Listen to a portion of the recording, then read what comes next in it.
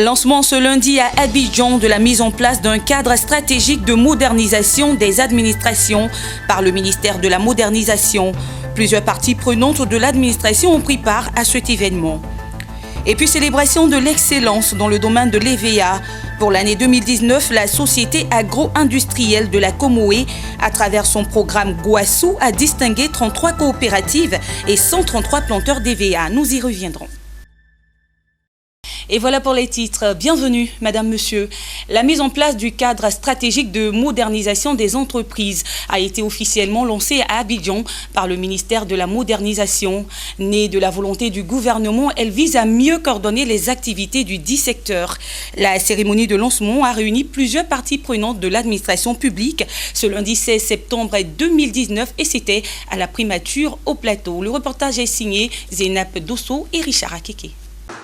Procéder à l'élaboration de la stratégie de la modernisation de l'administration publique, c'est tout l'enjeu de la rencontre qui a réuni ce lundi les acteurs des services administratifs ivoiriens. Une rencontre qui a pour objectif de doter la Côte d'Ivoire d'une administration publique moderne, dynamique, transparente et efficiente. Si ce document de référence permettra à l'État de Côte d'Ivoire de capitaliser sur les acquis et d'améliorer les indicateurs de gouvernance. Si nous voulons passer à l'émergence, ces indicateurs de gouvernance doivent effectivement s'améliorer et permettre aux populations d'avoir une administration efficiente. Pour les populations, cet outil de gouvernance permettra l'accès rapide à l'information adéquate et la réduction des délais et des coûts pour la délivrance, par exemple, des différents documents administratifs.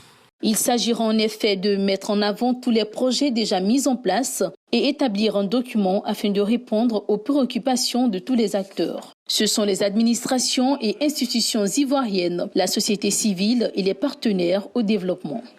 L'avantage pour les différents ministères, c'est d'avoir une politique cohérente. Parce que la cohérence de l'action gouvernementale est importante pour la réussite des programmes gouvernementaux. Si tous les ministères, toutes les agences publiques sont sensibilisés sur l'objectif de modernisation de l'administration des services publics, ils pourront travailler ensemble de façon beaucoup plus efficace et les projets pourront se réaliser beaucoup plus vite donc au service du citoyen. Le PNUD voudrait soutenir et accompagner le gouvernement dans ses efforts pour établir une administration moderne, efficace, efficiente, une administration qui est au service des citoyens. Lorsque la consultance va s'achever, nous allons évaluer ensemble quels sont les besoins pour la suite du processus. Pour rappel, plusieurs projets ont été élaborés, notamment la dématérialisation des procédures administratives, les consultations régionales pour mesurer la qualité du service public. La mise en œuvre de ce projet nécessite la mobilisation de tous afin que ce document stratégique soit une référence d'ici la fin de l'année 2020. Les 19 et 27 septembre prochains aura lieu au Sofitel Hôtel Ivoire d'Abidjan la célébration des 60 ans de carrière du peintre Jacques Samir Stenka. À cette occasion, toute la création artistique du peintre sera dévoilée au grand public. Un rendez-vous qui permettra justement de lui rendre hommage et de valoriser ses différentes œuvres d'art. Le reportage est signé Zénap Dosso, Richard Akeke, dans un commentaire d'Emmanuel Bonzo. 60 ans de peinture, ça se fête.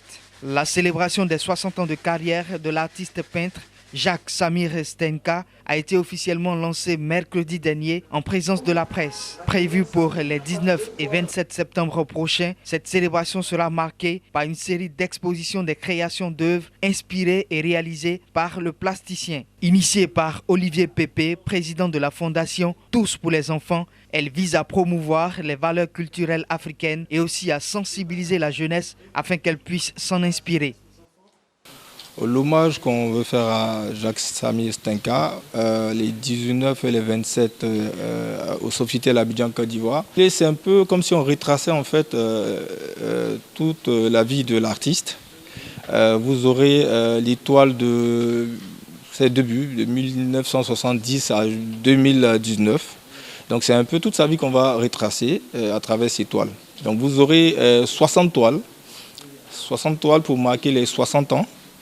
Voilà, donc on demande à tous les amateurs d'art, tous les mécènes, de se faire l'écho en fait de ce vernissage-là, pour ce grand homme, ce monument ivoirien. Effet du rêve, les œuvres de Stenka s'inscrivent dans le cadre de la peinture symbolique. La craie d'écolier de toutes les couleurs est le principal outil de représentation de divers mondes. Le monde extérieur, le monde sumérien, comérien, précolombien, le monde maya, c'est ce monde-là que j'aime et que je travaille sur ce monde. Par exemple, je me situe entre la terre et le ciel. C'est-à-dire que je ne suis pas encore arrivé sur terre. Parents et connaissances témoignent du dynamisme du peintre dans la réalisation de ses œuvres. Je suis capable de vous dire à travers un objet d'art quels sont les ascendants de cette culture. C'est une mine d'or, une mine d'expérience. Il serait vraiment intéressant que les jeunes artistes, les futurs artistes puissent s'inspirer de cette manière de faire. Jacques Stenka est l'un des premiers jeunes Africains à intégrer l'école des beaux-arts en France. Il dispose aujourd'hui d'environ 32 000 toiles qui seront bientôt commercialisées. Parlons à présent d'excellence dans le domaine de l'EVA. Depuis 2017, la société agro-industrielle a initié un programme de fidélité dénommé Guassou. Ce programme vise à récompenser les planteurs et coopératives d'EVA qui ont brillé tant par la qualité que par la quantité de leur livraison.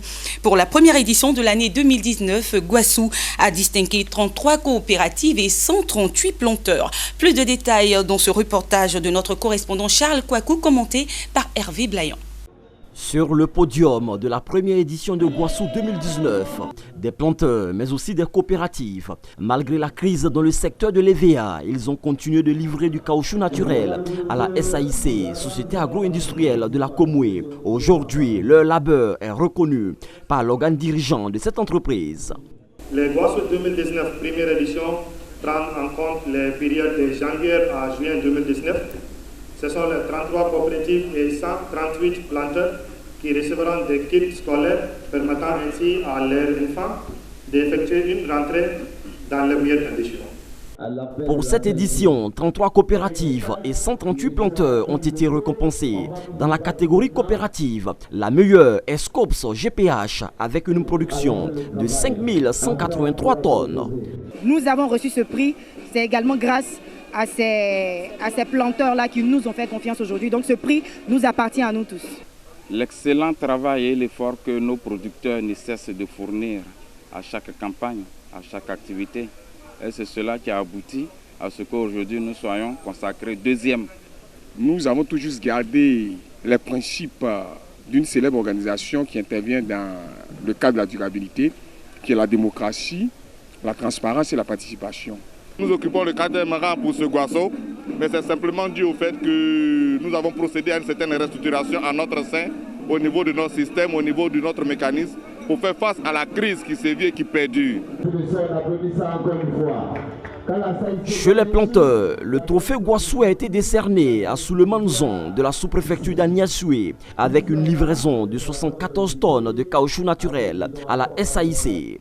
La prochaine édition de Guassou prendra en compte la période allant de juillet à décembre 2019. Elle est prévue en janvier 2020.